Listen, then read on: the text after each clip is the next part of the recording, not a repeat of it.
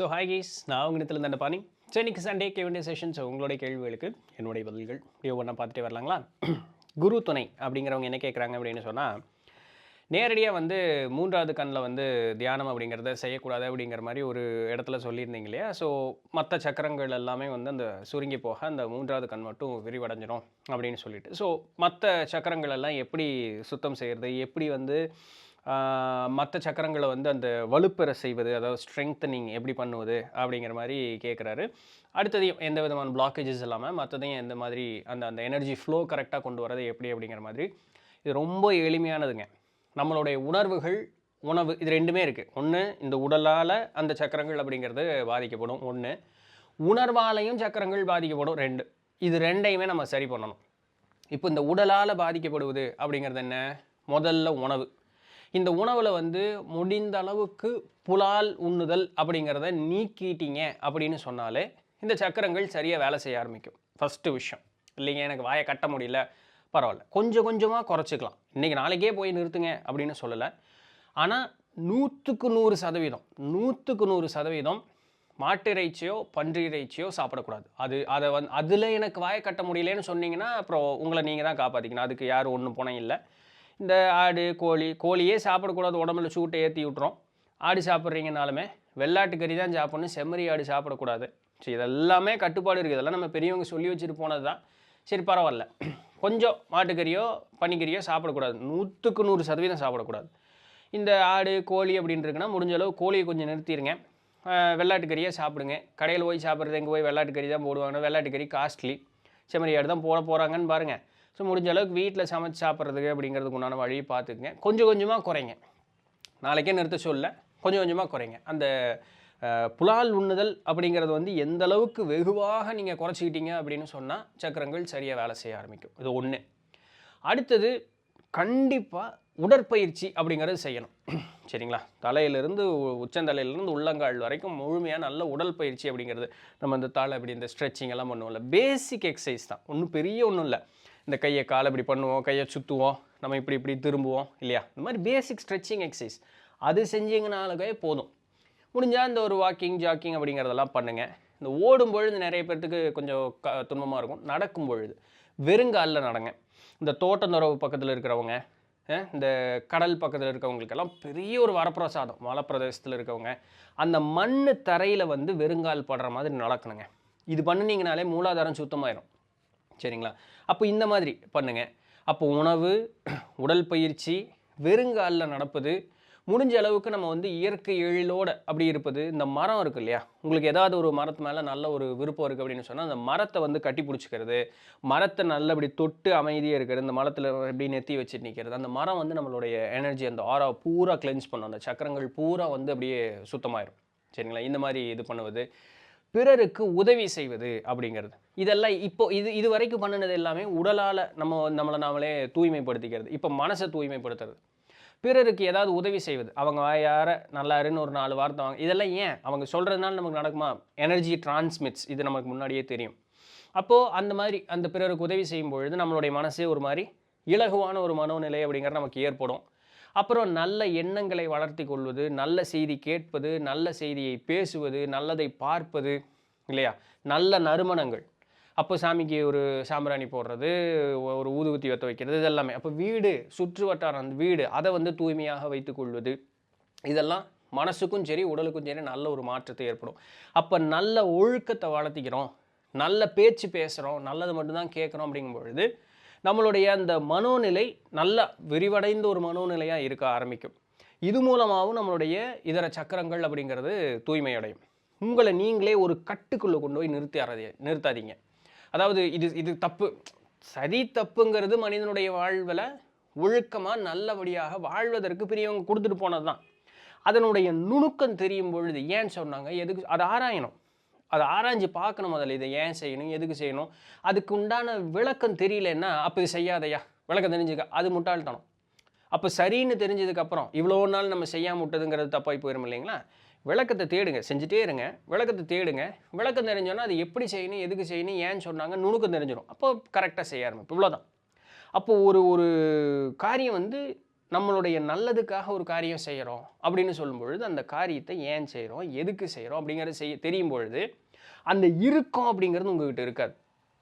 அப்போ இதை தொடர்ந்து இந்த ஆத்ம விசாரணை அதெல்லாம் பண்ணும்பொழுது என்ன ஆகும், நம்மளுடைய அந்த கேரக்டர் பில்டிங் அப்படின்னு சொல்லக்கூடிய நம்மளுடைய அந்த மனோநிலை திடப்படுவது, அந்த ஒரு ஒரு விரிவடைந்த ஒரு மனோநிலை வரும்பொழுது எது மேலேயும் அப்படி இப்படி அப்படிதான் அப்படி இருக்க மாட்டோம்.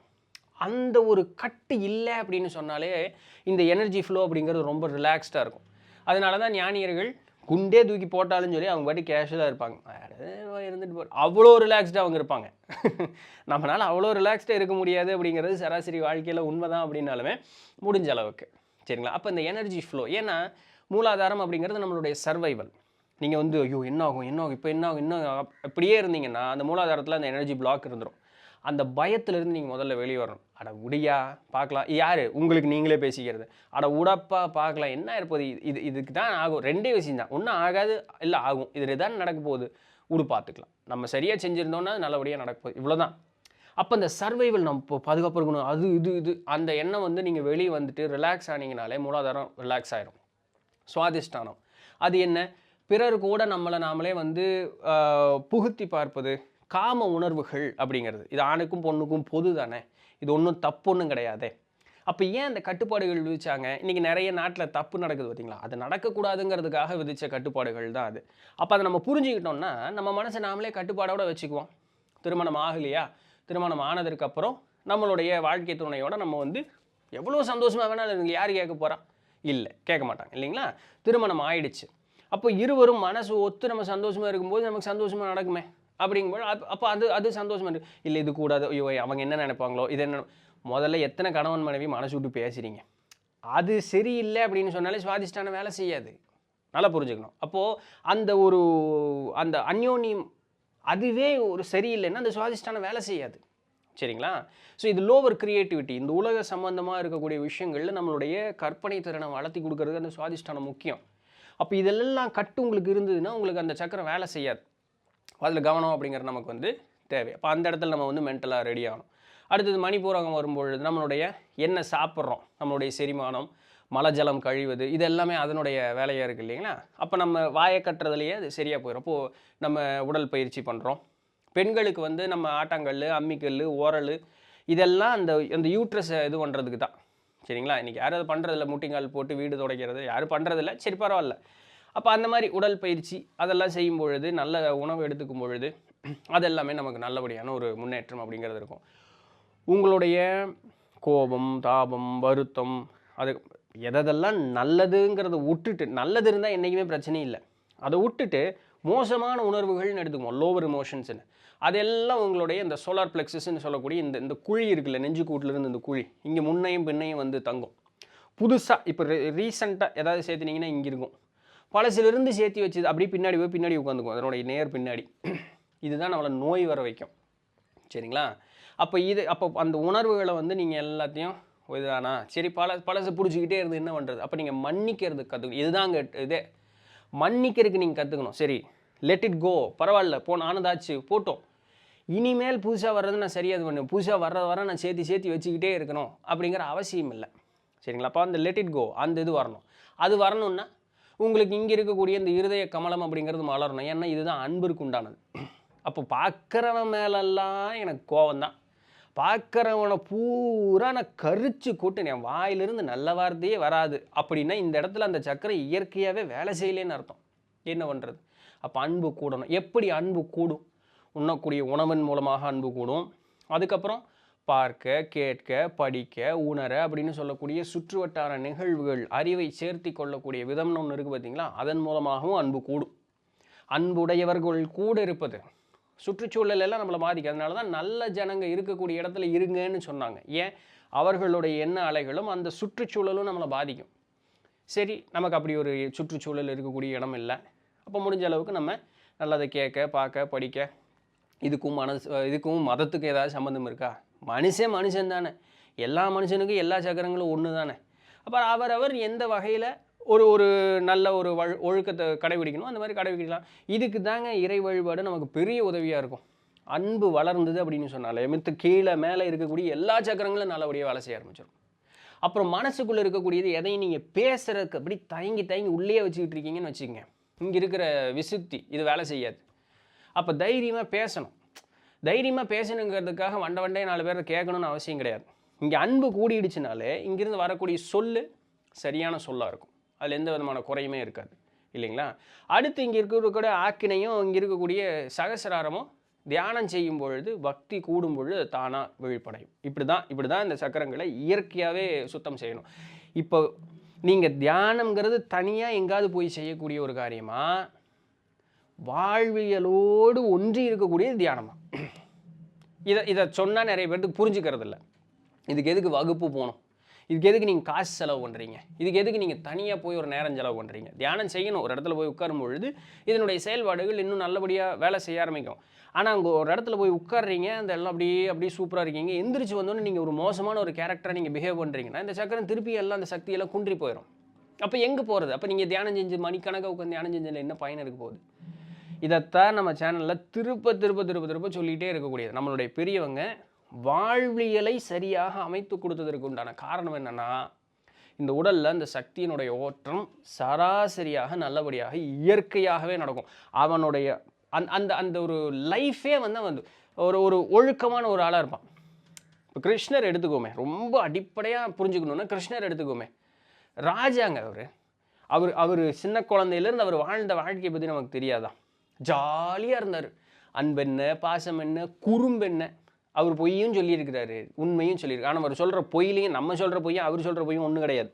அவர் சொல்கிற பொய்யில் ஒரு நன்மை நிகழும், நம்ம சொல்கிறதுல வேணதான் வந்து நிற்கும். ஸோ அப்படியே இருக்கட்டுமே, ஒரு பொய்யும் அவர் சொல்லியிருக்கிறாரு. அரக்கர்களோட போரிட்டுருக்காரு. அப்போ கோபம் அப்படிங்கிறது அங்கே வரும். எல்லா உணர்வுகளோடவும் கூடியிருந்த ஒருத்தர் தான். ஆனால் ஒருத்தர்னாலையாவது, ஆணோ பொண்ணோ யாராக வேணாலும் இருக்கட்டுமே, ஒருத்தர்னாலையாவது அந்த அந்த ஒரு உருவத்தை பார்த்தா நம்மளால வெறுக்க முடியுமா? முடியாது. ஏன்? அப்போது எப்படிப்பட்ட உணர்வுகள் அவங்க இருந்தாலுமே எல்லா சக்கரங்களையும் சீராக நல்லபடியாக அவங்க வந்து அந்த உணர்வு ரீதியாக, ஒழுக்கத்தின் ரீதியாக அவங்க சரியாக வாழ்ந்த ஒரு காரணத்தினால அந்த ஒரு எனர்ஜி, அந்த ஆறான்னு சொல்லக்கூடிய அந்த ஒரு சக்தி அவர்களுக்கு பயங்கர பலமாக இருக்கும். அப்போ உடனே சொல்லுவாங்க, அவங்க பெரிய ஆளுங்க, பெரிய ஆளாக இருந்து பிறப்பே அப்படி தான், அதனால அப்படி. நம்ம போல தாங்க அவங்களும் ஒரு காலத்தில் இருந்திருப்பாங்க. அப்போ அந்த படிநிலையில் அவங்க முயற்சி பண்ணி முன்னேறி வந்ததுனால தான் அவங்க அந்த இடத்துக்கு போனாங்க. ஏன் நம்மளால் போக முடியாது? முடியும். அவங்களும் அதே தானே சொல்லி கொடுத்துட்டு போயிருக்காங்க. இதை பாருப்பா, இப்படி இருந்தேன்னா தான் ஒழுக்கமாக உன்னால் வர முடியும், அவ்வளோதான். இதுக்காக நீங்கள் நேர விரயம் பண்ணணும், காசு விரயம் பண்ணணும்னு அவசியமே கிடையாது. வாழ்க்கையை ஒழுக்க நெறியோடு வாழ்ந்தால் போதும். இதை சொன்ன ஒரு வீடியோவில் ஒருத்தங்க ஒரு அடுத்தவங்களுக்கு நல்லது செய்யணும் அப்படின்னு சொல்லும் பொழுது ஒருத்தங்க கமெண்ட் போட்டிருந்தாங்க, நாம் நல்லா இல்லாமல் அடுத்தவங்க மட்டும் நல்லா இருந்தால் எப்படி? என்ன சொல்கிறது இதுக்கு நான் பதில் இல்லையா? ஸோ நம்மளை நாமளே திருத்திக்க வேண்டியது தான். இந்த அன்பு கூடுச்சு அப்படின்னு சொன்னால் இந்த மாதிரி எண்ணங்கள் அப்படிங்கிறது வராது. ஸோ இந்த மாதிரி தான் நம்மளுடைய சக்கரங்களை தூய்மைப்படுத்த முடியும். அதுக்கு பிராணிக் ஹீலிங் அப்படிங்கிறது வந்து நம்ம அந்த கிளென்சிங், எனர்ஜைசிங் அப்படிங்கிற மெத்தட்ஸ் யூஸ் ஆகுது. நீங்கள் என்ன தான் கிளென்சிங் பண்ணி எனர்ஜைஸ் பண்ணிங்கனாலுமே உங்களுக்கு நல்ல ஒழுக்கம் அப்படிங்கிறது இல்லை அப்படின்னு சொன்னால் சக்கரங்கள் தன்னுடைய சக்தியை இழந்து விடும். ரைட்? ஸோ நல்ல ஒழுக்கம் தான் நம்மளை வந்து சரியான ஒரு வழிபாதையில் கொண்டு வரதுக்கு உண்டான ஒரே வழி. Right? Okay, it's sushi time அப்படிங்கிற ஒருத்தங்க என்ன கேட்குறாங்கன்னா, நம்ம வந்து நம்மளுடைய செயல்கள் எல்லாத்தையுமே நாம் தான் முடிவு செய்கிறோம், நாம் தான் கட்டுப்படுத்துகிறோம் அப்படின்னு சொல்கிறீங்களே அப்படிங்கிறத ஒரு வார்த்தையை சொல்லிவிட்டு அவங்க அடுத்து பெரிய கேள்வி கேட்டிருக்காங்க. அதனுடைய சாரம் என்னென்னா, ஜோசியம்னு சொல்கிறீங்க, என்னுடைய வாழ்க்கையில் ஜோசியம் பலிக்குது, கிரகம் நட்சத்திரம்லாம் சொல்கிறீங்க, அதுக்கு உண்டான குணாதிசயம் சொல்கிறீங்க, அதுவும் எங்கிட்ட இருக்குது, உண்மைதான். இந்த நேரத்தில் இந்த நாளில் இது நடக்கும்னு சொன்னால் அது நடக்குது, இதுவும் உண்மைதான். இப்போ இதெல்லாம் சொல்கிறீங்க, ஆனால் நம்மளுடைய முடிவுகள் நம்மை சார்ந்ததுன்னு சொல்கிறீங்க, இப்போ நான் எதை நம்புறது அப்படின்னு ஒரு கேள்வி கேட்குறாங்க. அடுத்தது பார்த்தீங்கன்னா, இப்போ எல்லாமே அதில் சொல்கிறபடி தான் எனக்கு நடக்குது அப்படிங்கும்பொழுது எல்லாமே முன்னாடியே விதிக்கப்பட்டது தானே. அப்போ விதிக்கப்பட்டதில் கெட்டது நல்லதை வந்து முழுசாக அனுபவிச்சுக்கோ, கெட்டதை முடிஞ்சளவு குறைச்சிக்கலாம், அப்படி டேக் டைவர்ஷன் பண்ண முடியுமான்னு பார்க்குறதுக்கு தான் இந்த வாழ்க்கைன்னா, இந்த வாழ்க்கையில் பயனே இல்லையே, எல்லாமே விதிக்கப்பட்டு தான் இங்கே வரும்போது பயனே இல்லையே, என்ன தான் வாழ்க்கை இங்கே வாழ்ந்துக்கிட்டு இருக்கோம் அப்படிங்கிற மாதிரி ஒரு கேள்வி கேட்குறாங்க. சரிங்களா?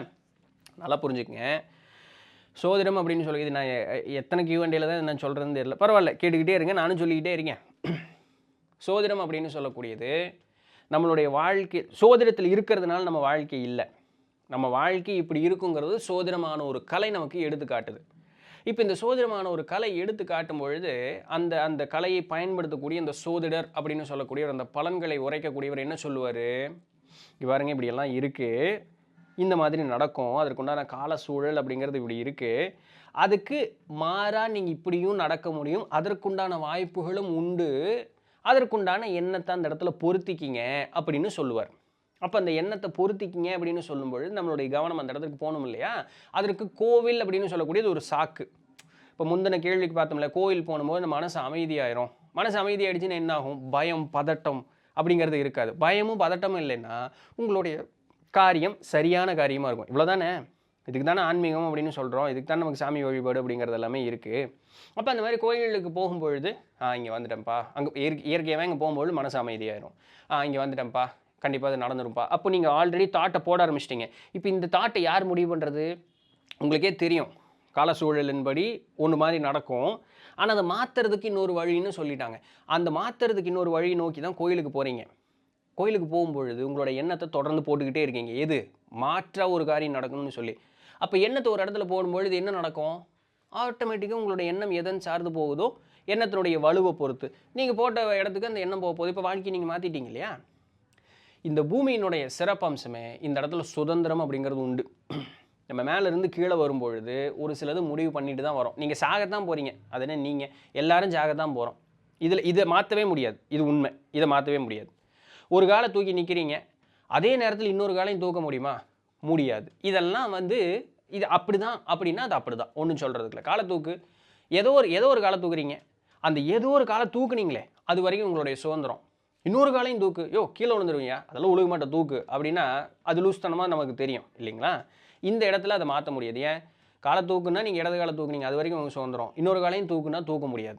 இந்த இடத்துல அது விதிக்கப்பட்டது தான். இது இப்படி தான் இந்த இடத்துல விதி அப்படிங்கிறது வேலை செய்யுது. அப்போ அந்த முதல் முடிவு அப்படிங்கிறது நம்மளுடைய சுதந்திரத்தின்படி தான் இருக்குது. அப்போ சின்ன சின்ன விஷயம், இதை பொறுமையாக உட்காந்து யோசிச்சு பாருங்கள். இதுக்கு சோதிடம் அப்படிங்கிற ஒரு கலையை ஒன்று காட்டித்தான் நமக்கு இதெல்லாம் சொல்லணும்னு அவசியம் இல்லை. பொறுமையாக உட்காந்து இந்த நொடி நான் ஏன் இந்த இடத்துல இப்படி ஒரு வாழ்க்கையில் இருக்கேன்னு யோசிக்கிறதுக்கு அப்படியே உங்களுடைய வாழ்க்கையை பின்ன ஓட்டி பாருங்க. உங்களை தவிர உங்களுடைய வாழ்க்கையை சிறப்பாக இன்னொருத்தரால் சிந்திச்சு பார்க்கவோ அதை கொண்டு வந்து நிறுத்தவோ முடியாது. இப்படியே பின்னாடி ஓட்டுங்க. இந்த பின்னாடி ஓட்டும் பொழுது நம்மளுடைய முதல் எண்ணம் என்ன வரும் தெரியுங்களா, இவனால தான் இது நடந்தது, இவனால தான் இது நடந்தது அப்படின்னு கையை காட்ட வைக்கும். இந்த கையை காட்டாதீங்க, இப்படி கையை திருப்புற எண்ணத்தில் பின்னாடி ஓடுங்க. எதா இருந்தாலும் நான் அதில் என்ன செஞ்சேன் அப்படிங்கிறதுக்கு இப்படி கையை காட்டிகிட்டே திருப்புங்க. உங்கள் வாழ்க்கையை ஓட்டி பாருங்கள். நீங்கள் எடுத்த ஒரு முடிவும், நல்லா புரிஞ்சுக்கங்க, நீங்கள் எடுத்த ஒரு முடிவும் தான் அடுத்த எதிர்வினையை கொடுத்து கொடுத்து கொடுத்து கொடுத்து இந்த நொடியில் இந்த இடத்துல நீங்கள் நின்றுட்டுருக்கீங்க. இதை சோதிடம் சொல்லுமா, சொல்லும். இதில் வாய்ப்பே இல்லையே, எப்படி நடந்தது, அதுவும் சோதிடம் சொல்லும். சரிங்களா. அப்போது அந்த வாய்ப்பே இல்லை எப்படி நடந்தது, வாய்ப்பே இல்லைங்கிறதும் சோதிடம் தான், அது வாய்ப்பே இல்லாதது நடந்ததுங்கிறதும் சோதிடம் தான். அது எப்படி நடந்தது, நம்முடைய பலத்தினால் நடந்தது. நல்லா புரிஞ்சுக்கணும். இப்போ இன்னும் கொஞ்சம் ஒரு முதிர்ந்த ஒரு மனோநிலையில் இருக்கக்கூடியவங்க என்ன சொல்லுவாங்க, இறையினுடைய கருணையினால் நடந்தது. அது வேற ஒரு லெவல் ஆஃப் மென்டல் க்ரோத்தில் இருக்கக்கூடியவங்க அப்படி சொல்லிட்டு போயிடுவாங்க. சராசரியாகவே வச்சுக்குவோமே. அப்போ நம்மளோட எண்ணத்திற்கு பலம் உண்டா அப்படின்னு கேட்டால் இப்போ நீங்கள் என்ன பதில் சொல்லுவீங்க, உண்டுங்கிறது தான் பதில், இல்லைன்னு சொல்லவே முடியாது. பொறுமையாக உட்காந்து உங்களுடைய வாழ்க்கையை ஓட்டி பாருங்கள். இந்த நொடி இப்படி ஒரு இடத்தில் நான் இருக்கிறேன்னா அதுக்கு யார் காரணம், நம்ம தான் காரணம், வேறு யாருமே காரணம் இல்லை. அப்போ எல்லாத்துக்குமே நம்ம தான் காரணங்கும் பொழுது உங்களுக்கு பிடிக்காத ஒரு வாழ்க்கையில் இப்போ நீங்கள் இருக்கீங்கன்னா அதை உங்களால் மாற்ற முடியுமா, முடியாதா. இந்த எதிர்காலம் அப்படின்னு சொல்லக்கூடியது எதை பொறுத்தது, இந்த நொடி நீங்கள் எடுக்கக்கூடிய முடிவை பொறுத்தது. முன்னாடி எடுத்தாச்சு, அதை நீ ஒன்றுமே பண்ண முடியாது, அதனுடைய வினையை தான் இப்போ நீங்கள் அனுபவிக்கிறீங்க. இப்போ இது தெரிஞ்சு போச்சு அப்படின்னு சொன்னால் எப்படி தெரியும், யாரோ ஒருத்தர் அண்ட வேண்டாம், நீங்கள் பொறுமையாக உட்காந்து யோசிச்சிங்கனாலே போதும். இந்த இடத்துக்கு வந்துட்டேயா, இப்படியெல்லாம் முடிவு எடுத்து நீங்கள் வந்துட்டேன், ஆனால் இந்த இடத்துலேருந்து இப்போ நம்ம ஒன்று மாறணும், மாறுறதுக்கு நான் என்ன பண்ணுறது. அப்போ இங்கே எடுக்கக்கூடிய முடிவை சரியாக எடுத்தீங்கனாலே முன்வினை கர்மம் இங்கே அழியும். இப்போ புரிஞ்சுக்கங்க, முன்வினை கர்மம் எப்போ அழியும், இந்த இடத்துல அழியும். நான் புரிஞ்சுக்கிட்டேன், திருந்திட்டேன், இந்த இடத்துலேருந்து முன்வினை கர்மம் அப்படிங்கிறத என்னால் அழிக்க முடியும் அப்படிங்கிற அந்த ஒரு தைரியத்தை வளர்த்திக்கிட்டு இங்கிருந்து சரியான முடிவுகள் எடுக்கும் பொழுது அப்போ இதனுடைய வினை எப்படி இருக்கும், சரியான வினையாக தான் அந்த இடத்துல இருக்கும். இவ்வளோதான் லாஜிக். மனிதனுடைய வாழ்க்கை அப்படிங்கிறது இவ்வளோதான். இதை புரிஞ்சுக்கிட்டா இந்த உலகத்தில் நீங்கள் பெரிய ஒரு வெற்றிகரமான ஆளாக மாறலாம், முக்தி பேரும் சென்றடையலாம். எல்லா ஞானியர்களுமே என்ன சொல்கிறாங்க, என் முன்வினை பயன் கழிய முன் இருந்த மாய பிறப்பு ஒழிய. அப்போ இதெல்லாம் எப்படி நடந்தது, இங்கே திருந்திட்டாங்க. இதை மாற்ற முடியாது, ஆனால் இது மாற்ற முடியாது, ஆனால் இதுக்கு மேலே அதை கொண்டு வராமல் இங்கேயே என்னால் நிறுத்த முடியும். அப்போ முன்னாடி கழிஞ்சிருச்சு. ஏன், இதுக்கு மேலே நான் எடுக்கிற முடிவு எல்லாமே சரியான முடிவாக தான் இருக்கும். அப்போ தெளிவான ஒரு மனோநிலை இருக்கும்போது அவங்க என்ன பண்ணுவாங்க, சாமி ஆளை விட்டுருப்பா, என்னால் ஆனது எதுவுமே கிடையாது, எல்லாமே உன்னால் தான் ஆச்சு, நீ சொன்னது மட்டும்தான். Full surrender. அப்போ மனசில் பயம், கவலை, வெறுப்பு, கோபம், தாபம் எதுவுமே இருக்காது. எந்த விதமான கீழ் உணர்வுகள் இல்லாதவர்களும் எந்நேரமும் மகிழ்ச்சியோடு இருக்கக்கூடியவர்களுடைய செயல் எப்படி இருக்கும், அவங்களாம் எந்த செயலுமே அவங்க பாட்டுக்கு இப்படி இருப்பாங்க. அவங்களுக்கா ஒரு எண்ணம் உதிக்கும் பொழுது, உதித்த எண்ணமும் இறை கொடுத்தது அப்படின்னு சொல்லிட்டு அவங்க பாட்டுக்கு அந்த காரியத்தை செஞ்சுட்டு போயிட்டே இருப்பாங்க. அவ்வளோதான். இப்படி தான் இருக்கும் அவங்களுடைய நிலை. இந்த நிலையில் நாமும் இருக்க முடியும். அந்த நிலையில் இருந்துட்டு சராசரி வாழ்வையும் வாழ முடியும். இதை நான் விளக்கி சொல்லணும் அப்படின்னு சொன்னால், எங்கூட இருந்தீங்கன்னா புரியும். நான் இன்னும் பெரிய ஞானி அளவுக்கு, ரமணர் மாதிரி அந்த அளவுக்கு இல்லை, ஆனால் ஒரு சில இடங்களில் அந்த நிலையில் இருக்க முடியும். அப்படி இல்லைன்னா, இப்போ இவ்வளோ நேரம் இப்படி முன்ன பின்ன படம் போட்டு காமிச்சேன்ல, இதை ஓட்டி பார்த்து உங்களுடைய ஒரு தெளிவுக்கு நீங்கள் இப்போ வந்துட்டீங்க அப்படின்னு சொன்னால், நீங்களே அந்த வாழ்க்கையை வாழ்ந்துட்டு போயிடுவீங்களே. என்னது போய் இதில் இருக்க போகுது, ரைட்? ஸோ எல்லா முடிவுகளும் உண்மையாலுமே நம்மளால் எடுக்கக்கூடியது தான். சோதிடம் ஒரு துணைக்கோள். துணைக்கோள்னா என்ன, ஒரு மலை ஏறுறோம், நமக்கு ஏறுற கஷ்டமாக இருக்குது, 3வது கால் போல் ஒரு கோலை ஊனி ஏறுறோம். இப்போ கோல்னால தான் நான் ஏறினேன்னா இல்லையே, 2 கால் இருந்ததுனால தான் ஏறினீங்க. ஊன்றதுக்கு ஒரு கை இருந்ததுனால, 2 கை இருந்ததுனால தான் என்ன, இது துணை தான். அதுதான் எல்லாமே கிடையாது, இது துணை தான். அந்த துணைக்கோள் அதனுடைய பயன் முடிந்தால் துணைக்கோளை ஓரத்தில் வச்சுக்கிட்டு நீங்கள் வாட்டுக்கு அடுத்து உங்கள் வேலையை பார்க்குறதுக்கு போயிருங்க, அவ்வளோதான். அப்போ அந்த அளவுக்கு தான் சோதிடம் அப்படிங்கிறத நம்ம வாழ்க்கையில் எடுத்துக்கணும். சரிங்களா? அடுத்தது எழுவாய் தமிழா அப்படின்னு சொல்லக்கூடியவங்க, சிறு குழந்தைகள் சிறு வயதிலேயே மிக புத்திசாலியாக இருக்கிறாங்க. சில குழந்தைகள் சிறு வயதிலேயே மிக புத்திசாலியாக இருக்கிறது. சில குழந்தைகள் அறிவு குறைவாக, மன வளர்ச்சி குன்றியது போல, ஹைப்பர் ஆக்டிவாக இருக்குது. இது எல்லாத்திற்கும் ஆன்மாவுக்கும் சம்மந்தம் உண்டா? அப்படி என்றால் அது எப்படி அப்படிங்கிற மாதிரி கேட்குறாங்க. அது எப்படி அப்படின்னு கேட்டால், ஒரு குழந்தையும் இது ஏன் நடந்ததுன்னு சொல்கிற அளவுக்கு எனக்கு இன்னும் ஞானம் இல்லை. ஆனால் பொதுவான ஒரு விளக்கம் அப்படிங்கிறது என்னால் சொல்ல முடியும். ஏன் அந்த மாதிரி வந்தாங்கன்னா, அது அவரவருடைய விருப்பம். அந்த விருப்பம் யார் எடுத்தது, அந்த ஆன்மாவுடைய முடிவு தான். அதை எதை போட்டு எடுத்தது, முன் செய்த அந்த வினையினுடைய ஒரு பயனாக கிடைத்த ஒரு பிறவி. முன்னாடி என்னமோ செஞ்சுருக்கேன், அந்த செஞ்சதுக்கு உண்டான இப்படி ஒரு வாழ்க்கை எடுத்துகிட்டு வந்தால் தான் எனக்கு ஒரு ஆன்ம முன்னேற்றம் அப்படிங்கிறது ஏற்படும். ஒன்று, இது தன்னுடைய சுய ஆன்ம முன்னேற்றத்திற்காக அந்த குழந்தை ஒரு பர்டிகுலர் வீட்டில் பிறக்குதே, அந்த அப்பா அம்மா சுற்றுச்சூழல் அப்படின்னு சொல்லக்கூடியவர்களும் இந்த குழந்தையின் மூலமாக ஒரு ஆன்ம முன்னேற்றம் அடையணும்னா அது ரெண்டும் தான் இப்படி ஒன்று சேரும். இயற்கை ரொம்ப அழகானது, நேச்சர் ரொம்ப அழகானது, அழகாக இப்படி வந்து ஒன்று சேர்த்திரும். இவங்களுக்கு இந்த ஒரு தேவை இருக்கா, இவங்களுக்கு இங்கே இருக்கிறவங்களுக்கு இந்த ஒரு தேவை இருக்கா, இந்த 2 தேவையும் ஒன்றா வச்சோம்னா கரெக்டாக செட் ஆகுமா, சேர்த்து அப்படி இருக்கவங்க தான் ஒன்றா சேருவாங்க. இவங்கனால தான் எனக்கு இப்படி ஆச்சு, இவங்கனால தான் இப்படி ஆச்சு அப்படின்னு சொல்கிறக்கு ஒன்றுமே இல்லை. இந்த இவங்கனால தான் இப்படி ஆச்சுன்னு சொல்கிற முடிவை யார் எடுத்துகிட்டு வந்தோம், நம்ம தான் எடுத்துகிட்டு வந்தோம். ஏன் எடுத்துகிட்டு வந்தோம், ஆன்ம முன்னேற்றத்திற்காக. அப்போ துன்பம் அப்படின்னு சொல்லக்கூடியது நம்மை வந்து கீழ் அமுத்துவதற்காக இல்லை, அந்த சூழலை உணர்ந்த காரணத்தினால அப்படிப்பட்ட ஒரு சூழலில் வாழ்ந்தாலும் மன அமைதியோடவும் அனைத்தும் இறையினுடைய செயல் அப்படின்னு சொல்லக்கூடிய அந்த ஒப்புக்கொள்ளக்கூடிய மனோநிலை. எல்லாரும் ஒரு கட்டத்தில் சாந்தமான மனோநிலையை அடையத்தான் வேணும். எல்லாருக்கும் மகிழ்ச்சி அப்படிங்கிறது ஒன்று வேணும். ஏதோ ஒன்று மேலே பற்றுன்னு இருக்கும்பொழுது சந்தோஷம் இருக்கும், இல்லைன்னா வருத்தப்படுவோம். அப்போது அந்த பற்றற்ற நிலை தான் நிலைத்து இன்பம் அப்படின்னு அடையக்கூடியதற்கு உண்டான ஒரே வழி. அப்போ அதை அடையிறதுக்கு இந்த மாதிரி வாழ்க்கையில் ஒரு சின்ன ஃபேக்டரை எடுத்து அதில் மனப்பக்குவத்தை ஏற்படுத்திக்கிறதுக்கு நம்மளுக்கு இப்படி ஒரு வாழ்க்கைன்னு எடுத்துக்கிட்டு வந்திருக்கோம். சரிங்களா? ஸோ இதுதான் காரணம். ஒரு ஆன்மா இப்படி ஒரு பிறப்பு எடுப்பதற்கு தன்னுடைய செய்த புண்ணியமோ பாவமோ எதையோ ஒன்று கழிப்பதற்காக இந்த ஒரு பிறப்பு அப்படிங்கிற இந்த மாதிரி எடுத்துருக்கலாம். ஒன்று அப்படி இல்லைங்க, பாவமெல்லாம் ஒன்றும் செய்யலைங்க, ஆனால் இப்படி ஒரு பிறப்பு எடுக்கும் பொழுது என்னுடைய ஆன்ம முன்னேற்றம் இன்னும் பெட்டராக இருக்கும் அப்படிங்கிற ஒரு காரணத்துக்காக எடுத்திருக்கோம். அப்படி இல்லையா, என்னுடைய பெற்றோரோ உற்றார் சுற்றமோ அவர்கள் என் மூலமாக ஒரு பாடம் கற்றுக்கொள்ள வேண்டியிருக்கு. அப்போ இந்த மாதிரி ஒரு குழந்தையை பார்த்துக்கிறது எவ்வளோ கஷ்டமாக இருக்கும். அப்போ அந்த நிலையிலையும் அவங்க சாந்தமான அமைதியான மனோநிலையை வளர்த்தி கொண்டு அன்பு கூடியவர்களாக இருக்கக்கூடியதற்கு ஏதுவாக ஒரு சூழல் அமையணும் இல்லையா? அப்போ அப்படி ஒரு குழந்தை இங்கே ஒரு பிறந்தா தானே, அப்போ அதற்கு ஏற்றார் போல இந்த ஒரு குழந்தை இப்படி ஒரு பிறப்பு, இந்த ஆன்மா இப்படி ஒரு பிறப்பு அப்படிங்கிறது எடுத்திருக்கும். ஸோ இந்த மாதிரி பல ஃபேக்டர்ஸ் இருந்து ஒரு பிறப்பு அப்படிங்கிறது அவ்வளோ சும்மா ஈஸியாக அப்படி இது இந்த பாயிண்ட் தான்யா, இந்த பாயிண்ட் தான்யா அப்படின்னு சொல்லி ஈஸியாக விளக்குறதுக்கு உண்டான மாதிரி இல்லை. நிறைய ஃபேக்டர்ஸ் சேர்ந்தது தான் ஒரு பிறப்பு அப்படிங்கிறது ஏற்படக்கூடியது. அதனால தான் ஒரு உயிரை படைப்பது அப்படிங்கிறது அவ்வளோ ஈஸியான ஒரு காரியம் கிடையாது. இறைவன் நொடிப்பொழுதும் எண்ணற்ற உயிர்களை படைத்தும் காத்தும் அழித்தும் கொண்டு இருக்கணும். அப்போ அது எவ்வளோ பெரிய காரியம். இதை உணர்ந்ததுனால தான் பெரியவங்க எல்லாமே இறை தான், இறை இல்லாமல் எதுவுமே இல்லை, அவன் பெரிய எல்லாவற்றுக்கும் பெரியவன்னு சொல்லி அவங்க வந்து முழுக்க தன்னை அர்ப்பணித்து கொள்றது அதனால தான். ஸோ இது ஏன் இப்படி நடந்தது, இது ஏன் இப்படி நடந்தது, இதுக்கு எல்லாத்துக்கும் ஒரு கேட்டகரைஸ் பண்ண முடியுமானா அப்படி பண்ண முடியாது. ஒரு ஆன்மாவுக்கும் ஒரு இண்டிவிஜுவாலிட்டி இருக்குது, அதை பொறுத்து தான். அதனால தான் கண்மமும் மாயையும் பொறுத்து ஒரு பிறப்பு அப்படிங்கிறது அமையும். இந்த முதல் பிறப்பு எப்படி ஏற்பட்டது, கூட ஆணவம்ங்கிறது நம்ம கூடவே இருக்குது. அப்போ இந்த 3 மலங்களும் சேர்ந்து தான் ஒரு பிறப்பு அப்படிங்கிறது. அப்போது அந்த ஒரு கேட்டகரி புக் இருக்குன்னு தெரியுங்களா, நம்ம செஞ்சதுக்கு உண்டான ரெக்கார்டு புக் இருக்கும்ல, அந்த ரெக்கார்டு புக்கு சாமிகிட்டு இருக்கும். அந்த ரெக்கார்டு புக்கை பொறுத்து தான் இது பண்ண முடியும். இப்போ இது ஒருத்தருக்கும் ஒரு ரெக்கார்டு புக்கு ஒரு மாதிரி இருக்கும். நம்மளால் ஒருத்தருடைய ரெக்கார்டு புக்கு திருப்பி பார்த்து விளக்க முடியுமா? எத்தனை 1000 தடமோ எத்தனை லட்சம் தடமோ இங்கே வந்திருக்கிறமோ தெரியாது. அத்தனை ரெக்கார்டு திருப்பிக்கிட்டு இருக்க முடியுமா? அப்போ பொதுவாக இப்படி ஒரு இது இருக்குயா, இது ஒரு ஓவரால் பிக்சர் இப்படி கொடுக்கலாம். ஏன்னா நம்ம புரிஞ்சுக்கிட்டு அதை நம்மையோடையும் பொருத்தி பார்த்தா அடுத்ததுக்கு போயிட்டே இருக்கணும். இப்போ ஒருத்தரையும் எடுத்து ஆராயக்கூடாது. அதுக்கு விடிவு காலமே கிடையாது. அதுக்கு ஒரு முடிவே நமக்கு வந்து கிடைக்காது. சரிங்களா? ஓகே.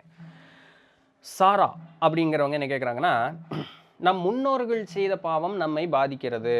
அதே குடும்பத்தில் பிறந்த அவர்கள் செய்த பாவம் அவர்கள்தானே அனுபவிக்க வேண்டும்.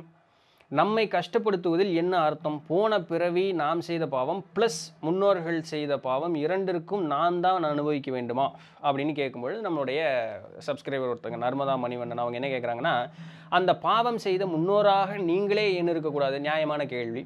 இருக்கலாம். சரி, அப்படி இல்லைன்னு வச்சுக்குவோமே. அப்படி இல்லை, அந்த முன்னோருடைய ஆன்மா இங்கே இல்லை. முன்னோர்கள்னு சொல்லக்கூடியவன் நமக்கு அதிகபட்சம் என்ன தெரியும்? அப்பா தெரியும், தாத்தா தெரியும். ஒரு சிலருக்கு அவங்களுடைய அப்பா தெரியறது 3 தலைமுறை வரைக்கும் தெரியறதுக்கு வாய்ப்பு உண்டு. 2 தலைமுறை ஈஸியாக தெரியும், அப்பாவும் தாத்தாவும் தெரியும். அவங்க சம்பாரித்து வச்ச சொத்து பத்து பேர் புகழ் அந்தஸ்து இதெல்லாத்தையும் அனுபவிக்கிறதுக்கு நல்லா இருக்குது.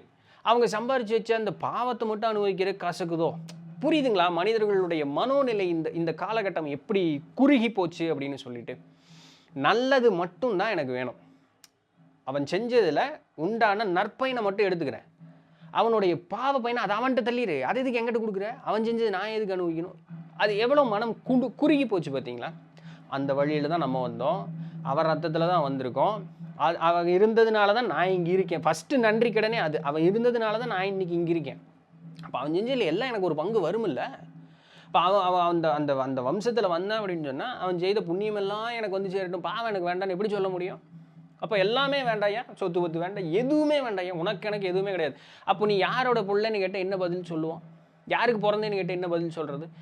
எதுவுமே வேண்டான்னா எனக்கு அவன் அப்பனும் இல்லை, அம்மாலும் இல்லை, தாத்தனும் இல்லை, பாட்டனும் இல்லைன்னு சொல்லுவான். அப்போ யாருக்கு நீ பிறந்த? அப்படியே உருவாயிட்டியா? அதுக்கு பேர் அவதாரம். அது நம்ம கிடையாதுன்னு நமக்கு நல்லா தெரியும். ஸோ அதனால் எதையோ ஒன்று பிடிச்சிக்கிட்டு தான் நம்ம இருக்கோம்.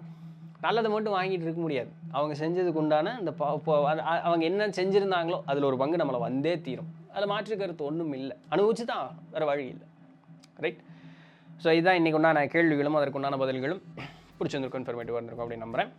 நாளைக்கு வேறு ஏதாவது ஒரு சுவாரஸ்யமான செய்தியில் சந்திப்போம். அது வரையும் தொடர்ந்து நினைவுங்கள். நான் உங்கள் நேரத்தில் நன்றி.